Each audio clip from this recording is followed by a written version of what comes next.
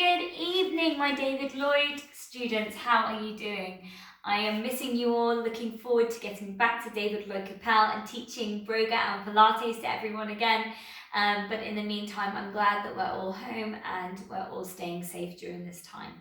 I'm going to do a very special session this evening to do with the lower back. So if you have issues with the lower back, I'm going to offer you some ideas that might help you. Now, obviously, please consult your doctor if you are having any serious problems with your lower back before doing exercise. These are just things that might help strengthen the muscles and support the lower back. Okay, it's not a rescue to for perhaps a slip disc or an issue that you're having in the lower back. So please always consult a medical professional. But this is also a really good session for people who are returning to exercise after having a baby. And these people would be people who had a natural delivery. If you had a cesarean section, normally it's a longer wait. And this would also be for people who have had their 12-week check. So if you're not sure if you haven't had your 12-week check or you had a cesarean section, please check with your healthcare professional before trying any of my exercises today. Some props that I'm going to offer you some ideas with today would be a second mat. If you don't have a second roll mat, you might even not have one roll mat at home, then please roll up a towel, a nice big towel, fold it in half and roll it up, and it should make a nice long thin shape like this, like a bolster.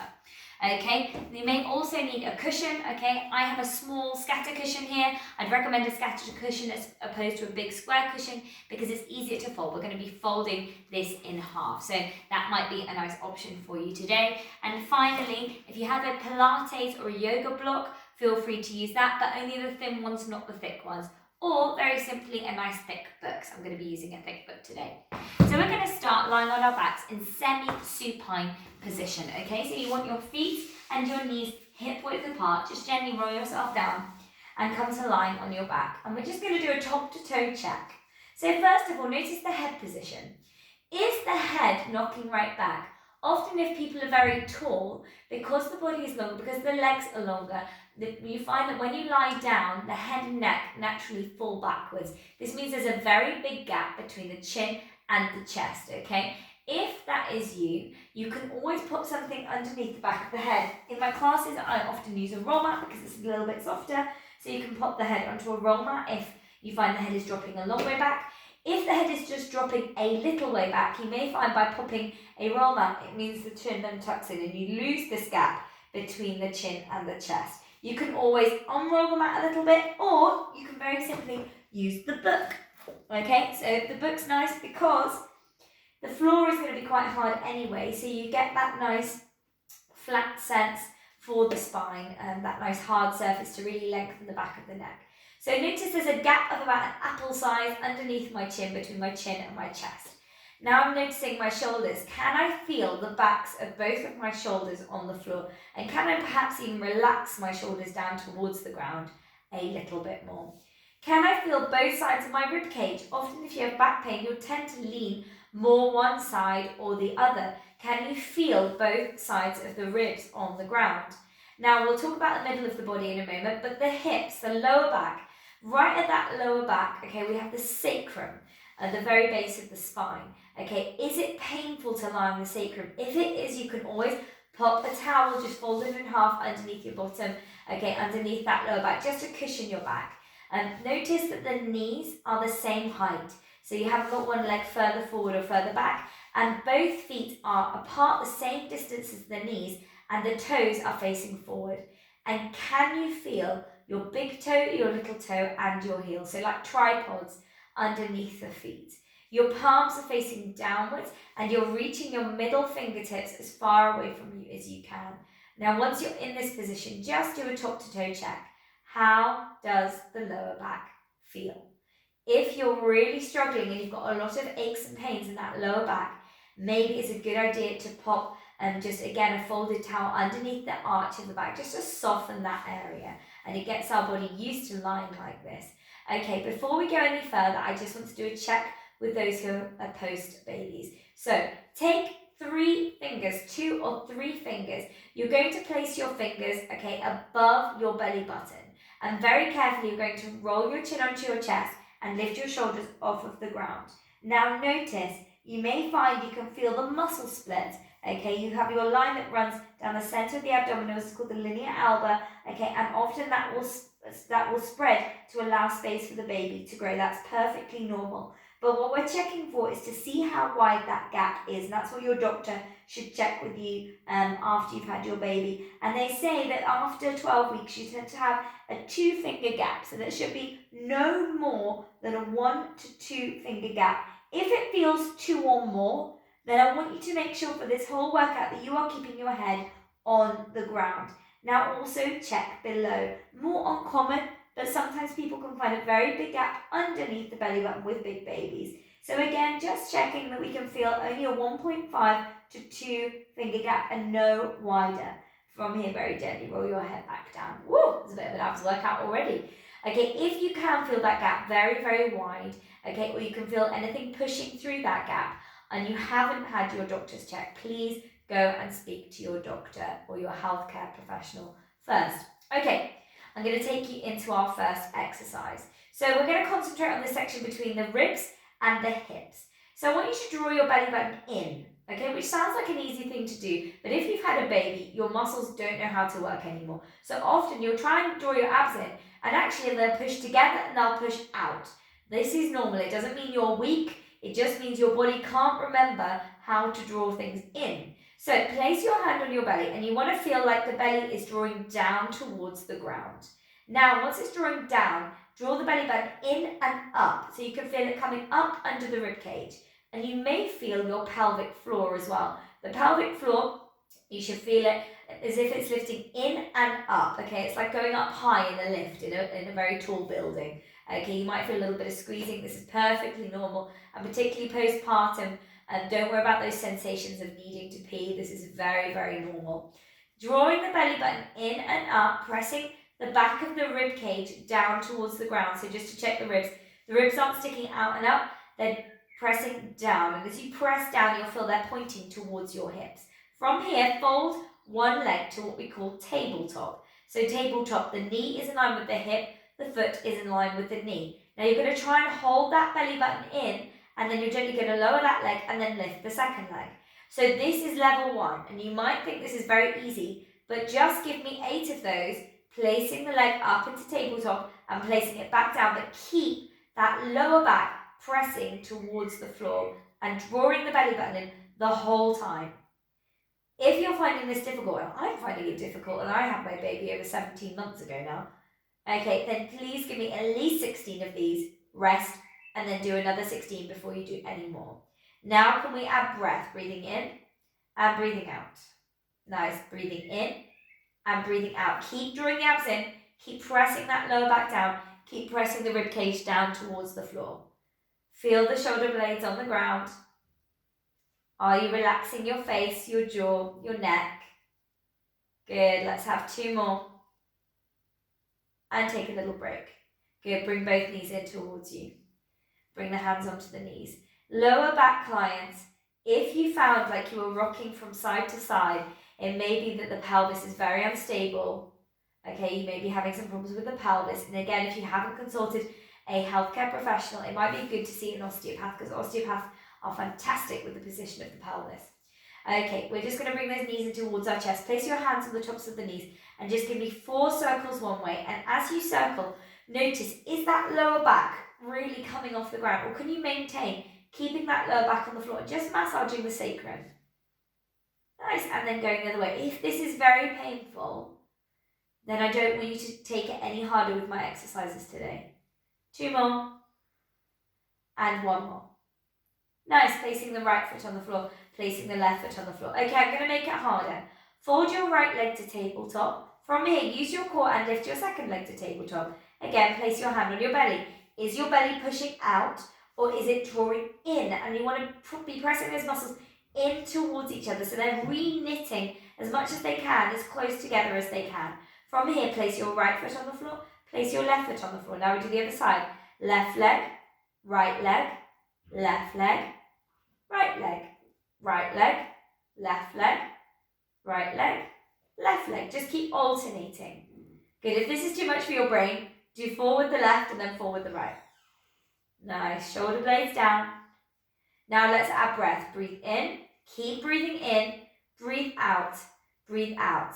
Breathe in, breathe in, breathe out, breathe out. Relax your shoulders, breathe in, breathe in. See, I can't remember which leg's going which. Last one, breathe in, breathe in, breathe out, breathe out. Nice. From here, bring your feet and your knees together. Open your arms like a wide V on the floor, and then let your knees just gently drop to one side, just to loosen off that lower back. Nice. Carefully bring the knees back up to center, and then take your knees over to the other side. If this is too much, bring your knees in towards your chest and take a little rock. Let's just have another little rock side to side if it feels good. Bring the knees back up to center and then over to the other side. And bring those knees back up to the middle. If it feels good, straighten the legs, straighten the arms and take a full body stretch. I haven't got enough room here in my living room. Flex the feet to stretch the backs of the legs. And then very gently folding your right arm, your left arm, bend your right leg, bend your left leg. Draw that belly button in and again pressing that lower back down towards the floor. Okay, I'm going to make it harder. If that was enough, I want you to stick at that level.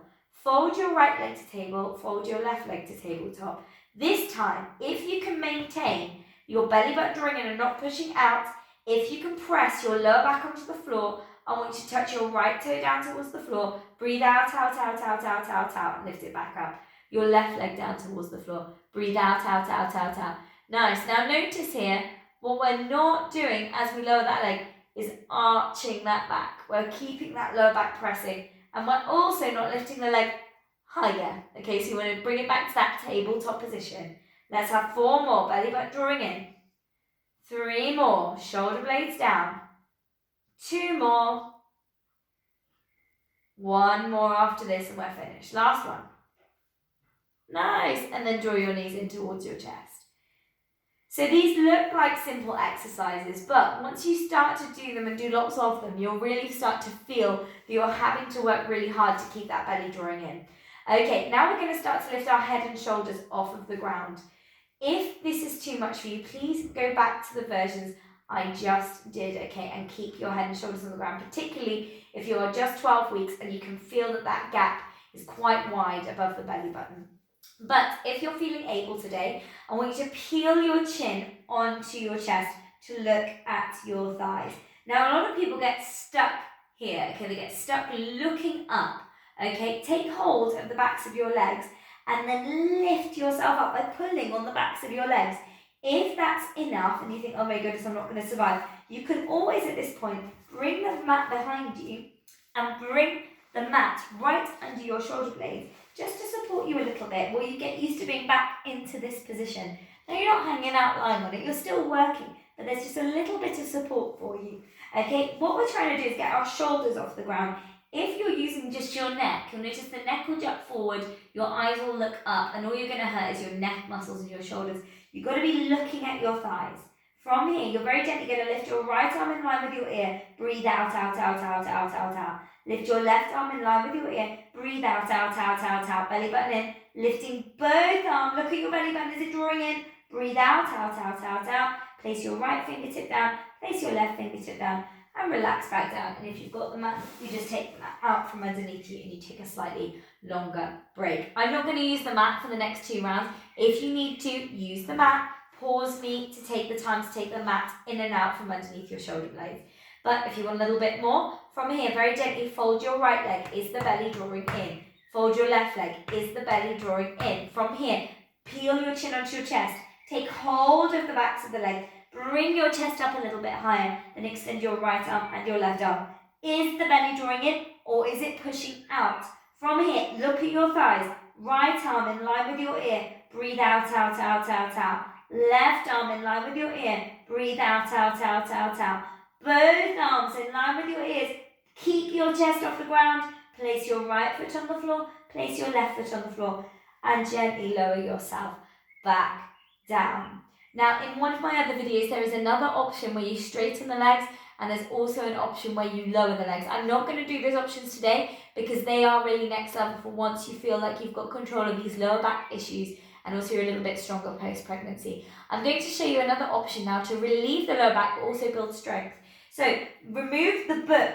This time there mustn't be anything underneath your head. So even if the head drops back a little bit, okay, you need to make sure the head is on the ground. You're going to place your hands on the floor. From here, your feet and knees are hip width apart, and you're going to tip your tailbone towards you, squeeze your bottom, and bring your bottom towards you, and feel the sacrum, that lower back coming off the ground. Now, if you get here and you find that this is very uncomfortable for your lower back, you can slide the mat underneath you. And for you, your option today might look like lifting off of the mat and very gently lowering down. Lifting off of the mat and very gently lowering down. What you're not doing here is that the knees drop out. You're not letting the feet turn out. The feet are still facing forward and the knees are the same distance. If you can do it without the mat, keep lifting the tailbone off of the ground, not rocking from side to side, bringing the hips up to come into a bridge position. If you've just had a baby, this will feel very strange because you're used to having that big bump there, okay? So just notice as you come up, draw the belly in and feel how that feels, okay? What we're not doing is pressing the chest towards the chin, okay? This isn't a yoga exercise. We're not looking to build flexibility. We're looking to build strength. Now, pressing the shoulder blades down and towards the floor, this is the important bit. Draw the belly button in. Press the backs of the rib cage onto the ground, then the middle back, then the lower back, then the tailbone. Now, if you find your knees are spreading apart, okay, another option is to put the cushion between your knees, just to remind you to keep that gap. And particularly if you've got a nice long scatter cushion like me, you can have it all the way between the ankles and the knees, just to remind you to keep that distance. If you find that you're doing this quite successfully, but you're still squeezing the pillow, the other option, if you do have a yoga block, because it's quite hard work with a book, is you can put the yoga block between the thighs to really get some work gripping the block. But if you're using a book, that takes quite a lot of power, so I don't recommend that one if you're using a book, only if you have a yoga block. So let's just try that again, and I'm going to give another level now, so I'm going to put the pillow back between my legs to remind you. From here, tipping the tailbone, lifting the bottom off the floor, then the lower back, then the middle back, and then I'm bringing that chest up. From here, can you rise onto your toes to stretch the backs of the legs? Or if you get a bit of cramp, don't worry, gently come down and shake it off. Can you make sure that both shoulders are pressing evenly into the ground? Can you feel that center of that back lifting up? Is the belly button drawing in? Now lower the heels, gently lower the upper back, the middle back. Really press each vertebrae down as you bring the tailbone back towards the ground, and then bring your knees in towards your chest. Nice. Okay. From here, take hold of the backs of the knees, rocking yourself up. Again, there are much harder bridge options. I will offer you some other options. But some other nice just relievers for the back that I can show you before I go is very, very gently fold your pillow in half. Place your pillow on the mat. You can also do this with the roll mat, but they're quite long. So just if you're a short person like me, I find them a little bit long. But if you have a scatter cushion, a nice long one like this, fold it in half, place it down on your mat, and then you want your bottom, the top of your bottom, to touch the bottom of the pillow. From there, you're going to gently roll down onto your pillow, place your feet hip width apart, and then you'll notice your head will hang further back than your scatter cushion. If you find this overwhelming and you can't breathe, use your book or your block and place your book or your block there, and then make sure the feet and knees are hip width apart. From here, very gently take the hands and the elbows together, and then you're going to open out and press the backs of the elbows, the backs of the hands onto the floor to really release some tension in the upper back, the neck and the shoulders, and just stay there. If that's enough, stay there. If you want more, take the hands above the head.